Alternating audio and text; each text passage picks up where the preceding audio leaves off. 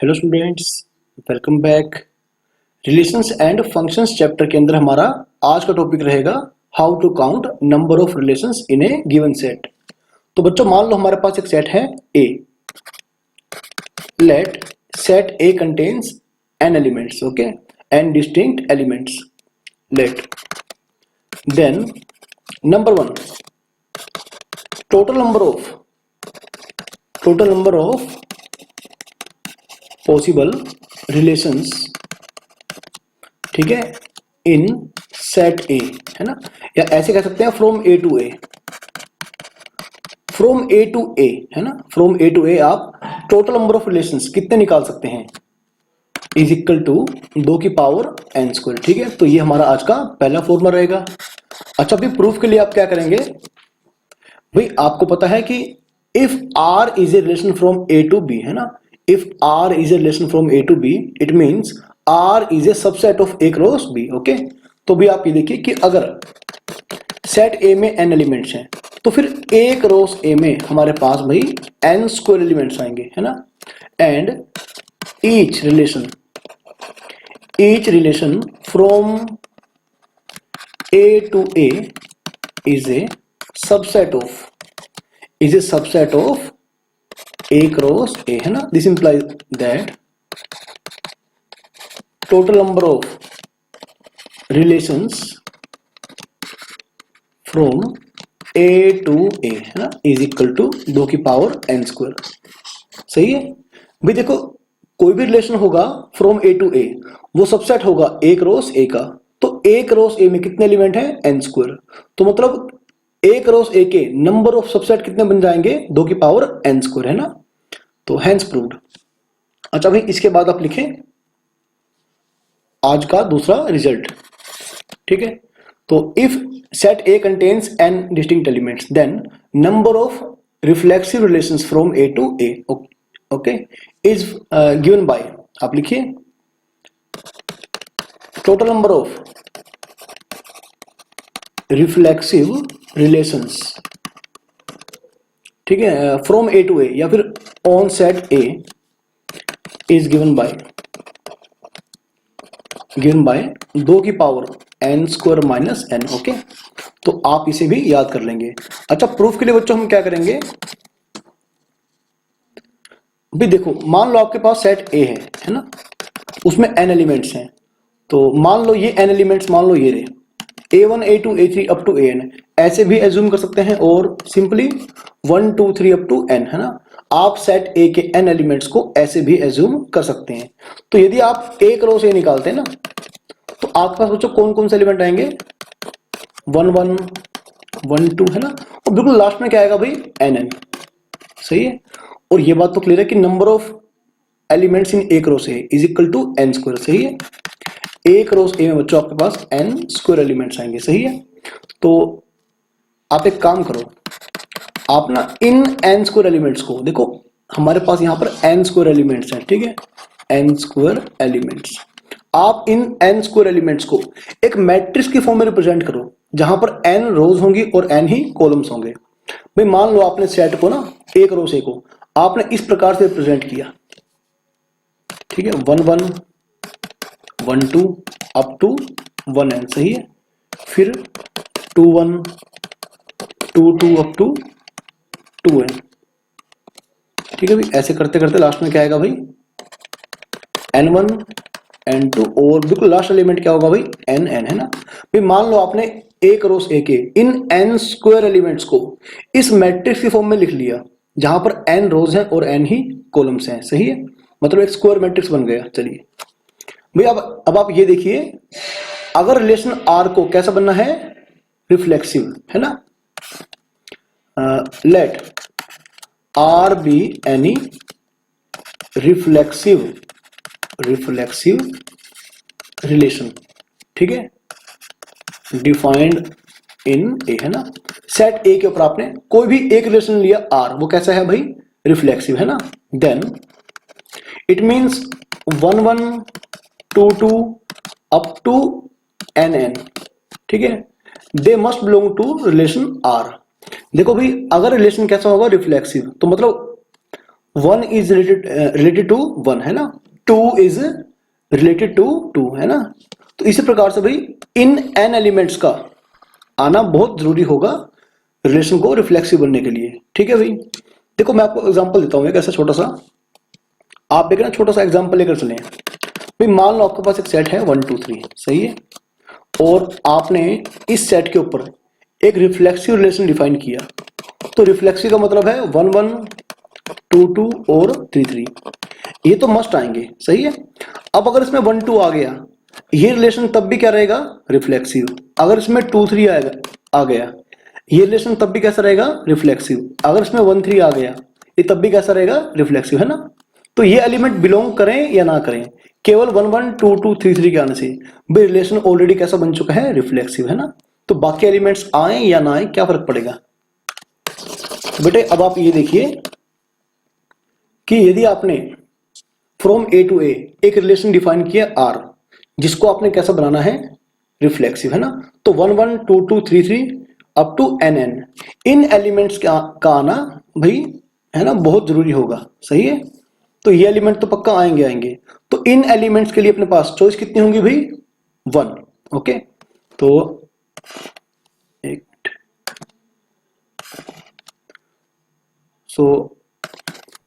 ठीक है, number of choices for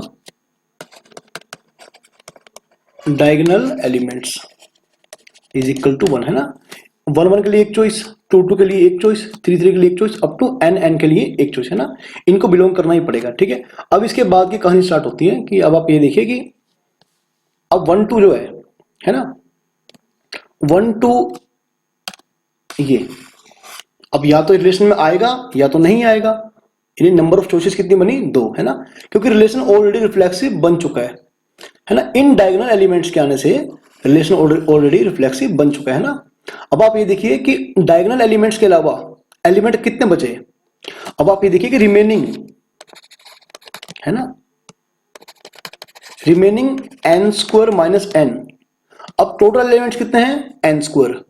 तो डायगोनल कितने हैं, n एलिमेंट्स। तो n स्क्वायर में से आप n एलिमेंट्स माइनस कर दीजिए, है ना। तो इतने नंबर ऑफ एलिमेंट्स के पास केवल, है ना, 2 चॉइस होंगी, या तो वो रिलेशन में बिलोंग करेंगे या तो बिलोंग नहीं करेंगे। Remaining n square minus n elements have 2 choices, है ना। Either they belong to R और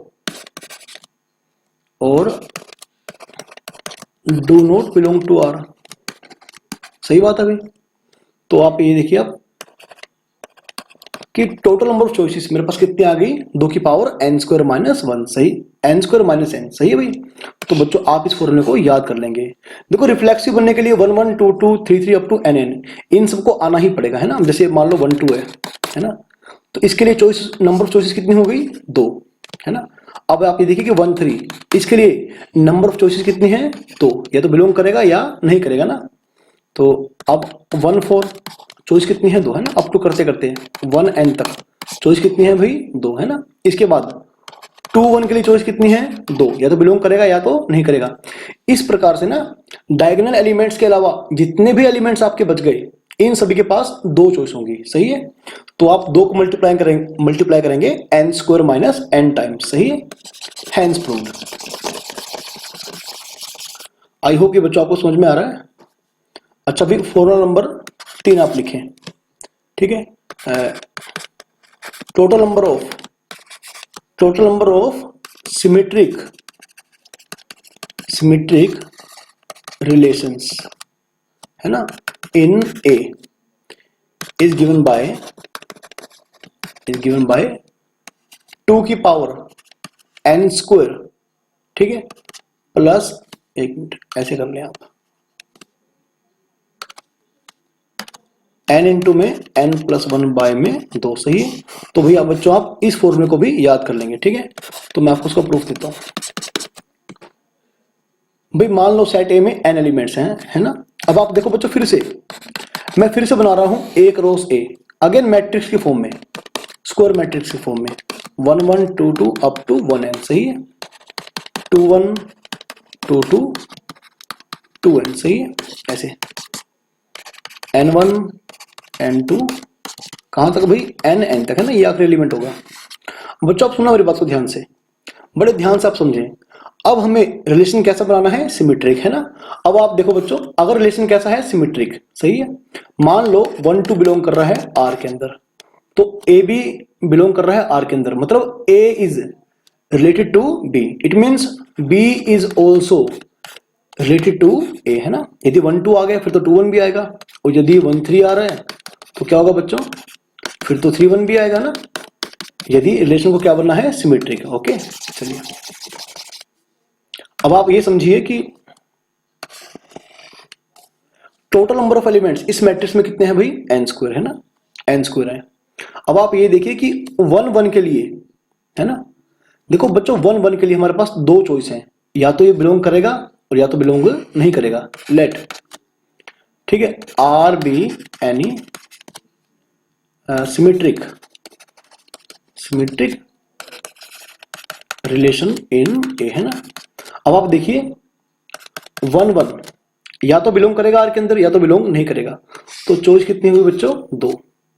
1 2 या तो बिलोंग करेगा या नहीं करेगा, चॉइस कितनी होंगी, 2, है ना। इसी प्रकार से आप देखिए, अब आप थोड़ा ध्यान दो मेरी बातों पर। मान लो रिलेशन में 1 2 आ गया, है ना, ये तो आएगा तो नहीं आएगा। अगर 1 2 रिलेशन में बिलोंग कर गया, है ना, इफ अगर बिलोंग कर गया तो इसको बिलोंग करने के बाद ना 2 1 के पास केवल एक चॉइस होगी, इसे बिलोंग करना ही पड़ेगा। अगर 1 2 आया तो सिमेट्रिक बनने के लिए इसे, है ना, 2 1 को कंटेन करना ही पड़ेगा। ओके, तो अब आप ये देखिए बच्चों कि टोटल नंबर ऑफ एलिमेंट्स कितने हैं बच्चों, अपने पास है n स्क्वायर, है ना। टोटल नंबर ऑफ एलिमेंट्स कितने हैं, n स्क्वायर। ओके, अब देखिए आप इसमें से आप डायगोनल एलिमेंट माइनस कर दो, तो n square minus n square minus n, अब इसे आप 2 से डिवाइड कर दो, ठीक है बच्चों, n square minus n by में 2, क्या होगा, डायगोनल एलिमेंट्स के ऊपर, डायगोनल एलिमेंट्स के ऊपर ये वाले, है ना, कितने एलिमेंट्स बच गए, आधे ऊपर बच गए और आधे नीचे बच गए, सही है बच्चों। टोटल नंबर ऑफ एलिमेंट्स कितने हैं, n स्क्वायर, ठीक है भाई। टोटल नंबर ऑफ एलिमेंट्स बच्चों कितने अपने पास, n स्क्वायर। अगर आपने n स्क्वायर में से डायगोनल एलिमेंट छोड़ दिए, यानी n स्क्वायर माइनस n, तो आधे एलिमेंट ऊपर बच जाएंगे डायगोनल के और आधे एलिमेंट ही आपके नीचे बच जाएंगे, है ना। अब आप ये देखिए कि डायगोनल एलिमेंट्स के जो ऊपर वाले एलिमेंट्स हैं, जैसे 1 1 1 3 अप टू 1n, है ना, 2 3 2 4 अप टू 2n, है ना। तो बच्चों आप ये देखिए कि इसके ऊपर के आपके पास जितने भी एलिमेंट्स हैं, इन सबके पास दो चॉइस होंगी, या तो बिलोंग करेंगे रिलेशन में या बिलोंग नहीं करेंगे, है ना। और इंक्लूडिंग डायगोनल एलिमेंट्स कितने हैं, n, है ना। अब डायगोनल एलिमेंट्स और इससे ऊपर वाले एलिमेंट्स कितने बच गए बच्चों, इतने एलिमेंट्स आ गए ना। इतने एलिमेंट्स के पास चॉइस कितनी है, 2, या तो बिलोंग करेंगे या तो बिलोंग नहीं करेंगे। लेकिन डायगोनल एलिमेंट्स के जो नीचे वाले एलिमेंट्स हैं, इनके पास केवल एक चॉइस होगी, है ना, केवल एक चॉइस होगी। अब आप देखिए, अगर 1 2 आ गया, है ना, आएगा नहीं आएगा बात अलग है ना, दो चॉइस बन गई। अगर 1 2 आ गया तो फिर 2 1 को आना ही पड़ेगा, है ना, सही बात है बच्चों। अगर 1 3 आया तो 3 1 को आना ही पड़ेगा। ओके, तो इतने नंबर ऑफ एलिमेंट्स के पास, है ना, एलिमेंट्स हैव 2 चॉइसेस, है ना, इतने नंबर ऑफ एलिमेंट्स के पास हमारे लिए 2 चॉइस होंगी ना। तो टोटल नंबर ऑफ रिलेशन कितने बन गए बच्चों, 2 की power, total number of reflexive relation इतने बन जाएंगे, सही है, 2 की पावर n इंटू में n+1/2, है ना। सॉरी, सिमेट्रिक, रिफ्लेक्सिव नहीं बच्चों, सिमेट्रिक, ठीक है। आई होप कि लॉजिक आपको समझ में आ रहा है कि अपने को क्या करना है, डायगोनल एलिमेंट और इसके ऊपर वाले एलिमेंट, है ना, जो कि कितने होंगे, n स्क्वायर माइनस n/2, ये तो ऊपर के हाफ हो गए, प्लस n, यानी डायगोनल एलिमेंट्स। तो इतने नंबर ऑफ एलिमेंट्स के लिए अपने पास 2 चॉइस होंगी ना, या तो बिलोंग करेंगे या तो बिलोंग नहीं करेंगे। जबकि डायगोनल एलिमेंट के नीचे वाले एलिमेंट्स, इनके लिए अपने पास केवल एक चॉइस होगी ना, हर एलिमेंट के लिए, ठीक है बच्चों। तो अब आप ये लिखिए कि एक मिनट, कितने पॉइंट्स हो गए बच्चों, आई थिंक ये हाँ, अब ये फोर्थ पॉइंट लिखिए बच्चों, ठीक है, आज थर्ड है पता नहीं फोर्थ है, चलिए देख लीजिए। तो total number of relations which are reflexive and symmetric, ठीक है,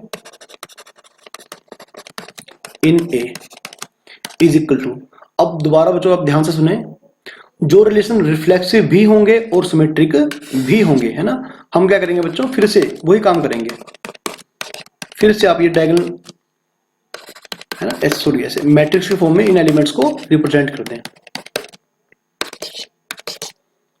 n1 n2 up to last में क्या है बच्चों, n है ना।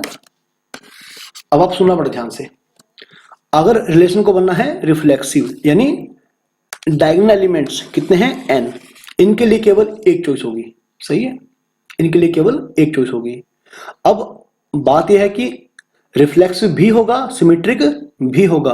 अब डायगोनल एलिमेंट से ऊपर जितने भी एलिमेंट्स बच गए, है ना, तो कितने बच गए भाई, n square minus n by में 2, टोटल एलिमेंट कितने हैं, n स्क्वायर में से आपने डायगोनल एलिमेंट छोड़ दिए तो n स्क्वायर माइनस n, आधे ऊपर बच गए आधे नीचे बच गए, 2 से डिवाइड किया। अब इतने एलिमेंट्स के लिए अपने पास, ठीक है बच्चों, चॉइस कितनी होंगी भाई, 2 चॉइस होंगी, है ना, तो आप इसे ऐसे लिखेंगे। अब अगर 1 2 आया तो 2 1 को आना ही पड़ेगा, है ना, अगर 1 3 आया तो 3 1 को आना ही पड़ेगा। तो डायगोनल एलिमेंट से ऊपर जितने भी एलिमेंट्स बच गए उनके लिए केवल 2 चॉइस होंगी ना, हर एलिमेंट के लिए क्या होंगी, 2 चॉइस होंगी, या तो बिलोंग करेंगे या तो बिलोंग नहीं करेंगे, है ना।